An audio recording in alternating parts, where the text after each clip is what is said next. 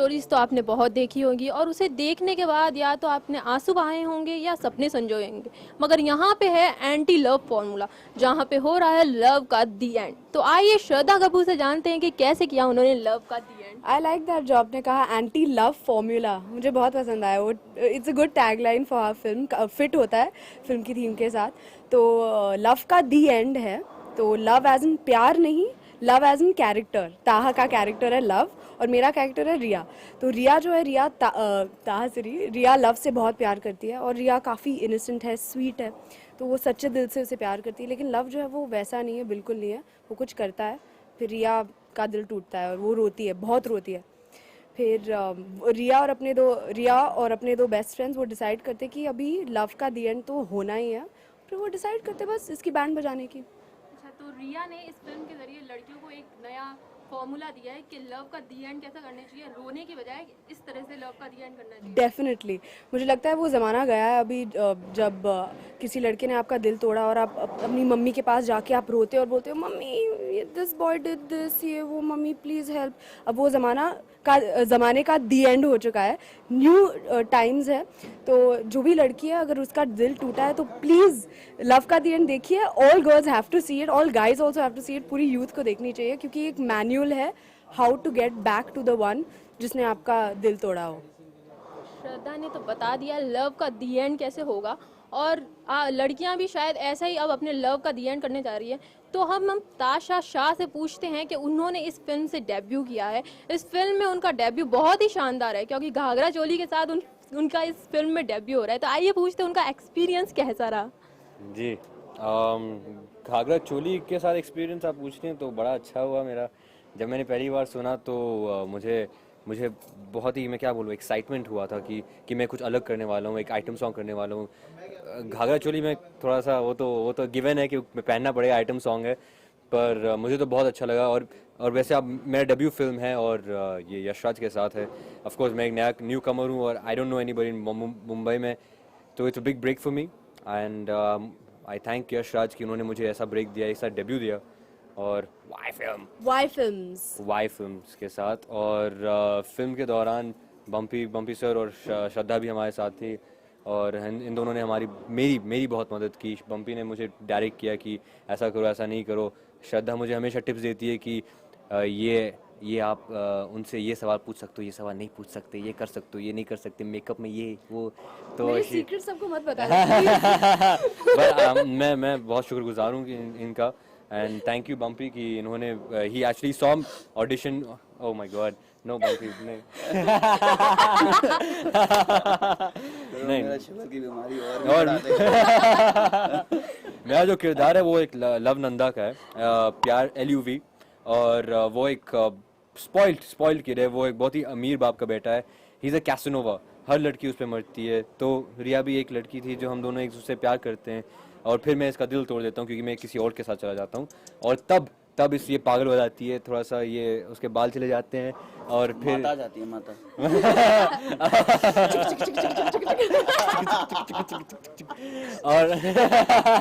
और फिर ये पूरा बैट लेके मेरे पीछे आ जाती है मुझे मारने के लिए।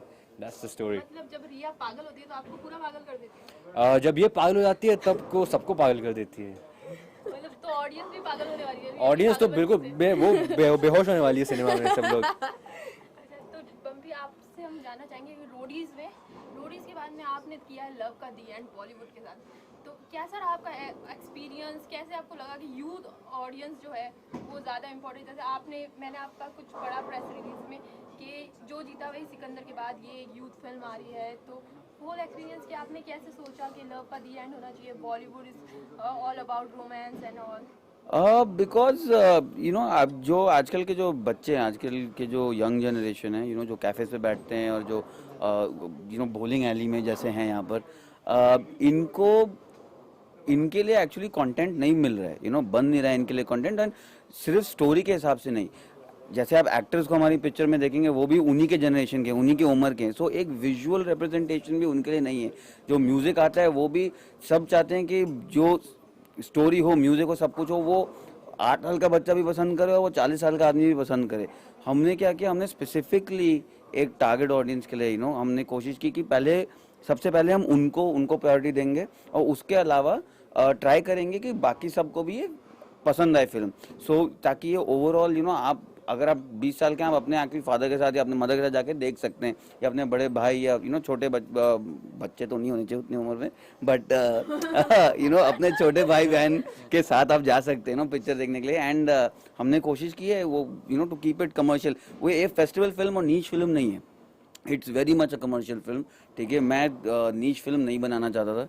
ठीक है, मैं चाहता था कि ऐसी फिल्म की सब लोग आएँ, सब लोग देखें, और एक नए अंदाज से हमने कुछ किया, जैसे कि द मटन सॉन्ग, जैसे mutton new item song.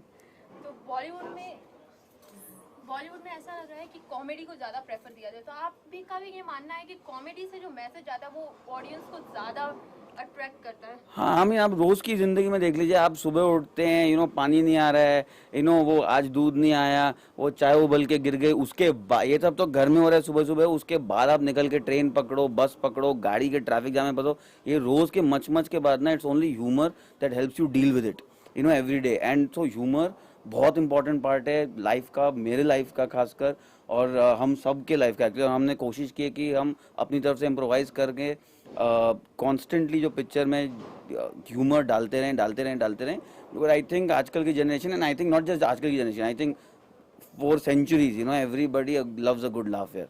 So that's the film. So अब जाते जाते एक टाइटल सॉन्ग हो जाए लव का दी एंड। चलो भाई, मैं और नहीं सुना।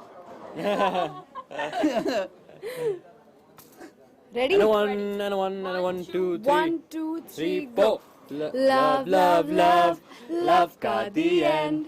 I don't wanna Like see love Johnny Bravo. again. खुद को भला, yeah. समझता है क्या, Yeah. ये है love का the end. हो गया। May 6 बोलिए मैं A to Z May 6 love का the end आपके नजदीकी सिनेमा में। वो उनका लिंक है, वो उनका लिंक है। अच्छा, please. आप बोलिए May 6। तो लगता है कि इस मूवी से बॉलीवुड में लव का दी एंड एक नया ट्रेंड स्टार्ट होगा। अब लव स्टोरीज नहीं बनेगी, लव का दी एंड होने वाला है। तो कैमरामैन संदीप लोहिया के साथ Kamini Singh, A to Z news, Delhi.